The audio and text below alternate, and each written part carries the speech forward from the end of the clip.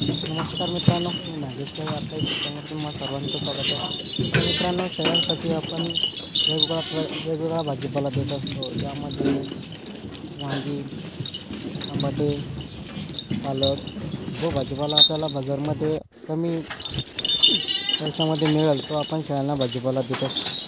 शेळ्यांना खाण्यासाठी व्यवस्थित जर असलं तर शेळ्याची वाढ चांगली होती.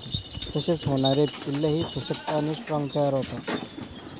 आपल्याला बाजारामध्ये जो भाजीपाला कमी विकत मिळतो तो आपण जास्तीत जास्त शेळ्यांना देण्याचा प्रयत्न करतो.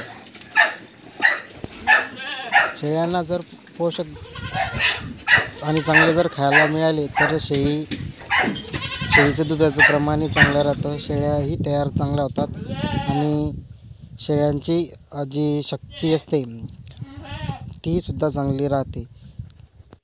शेळ्यांना संतुलित आहार देण्यासाठी ताजा गवत, ताजा भाजीपाला किंवा जे पौष्टिक जे असतं, शेळ्यांना आपण जो आहार देतो त्या आहारामध्ये विशेष करून ओला चारा, सुका चारा आणि तसेच खाद्य.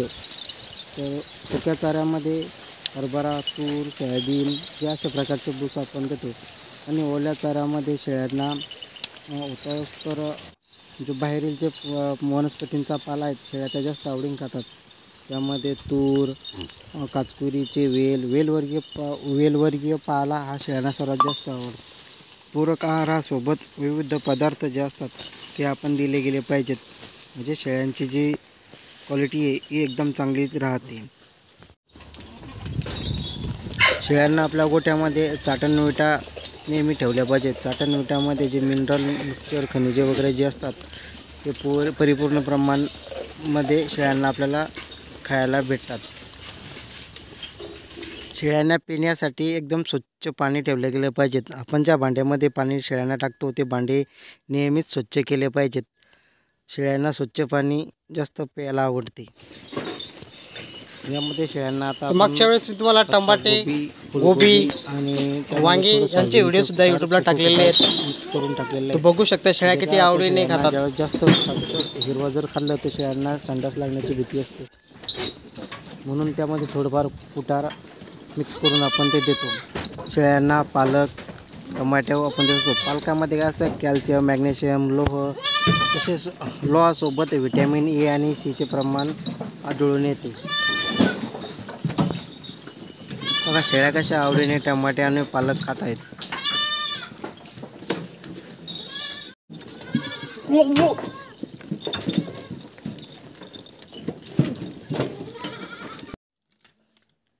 यामध्ये आपण बदलून शेळ्यांना पालक, पत्तागोबी देत आहे. पत्तागोबीवरती थोडंफार हिमालय बत्तीचा पावडर आपण टाकत आहेत, कारण की त्यामुळे शरीराची पचनशक्ती ही चांगली राहते.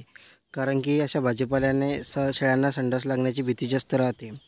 तसेच उन्हाळ्यामध्ये शेळ्यांना आपण काकडीसारखे पदार्थ जास्तीत जास्त खायला देतो, कारण की शेळ्यांना जे पाण्याचं प्रमाण वाढण्यासाठी असा भाजीपाला शेळ्यांना दिला जातो.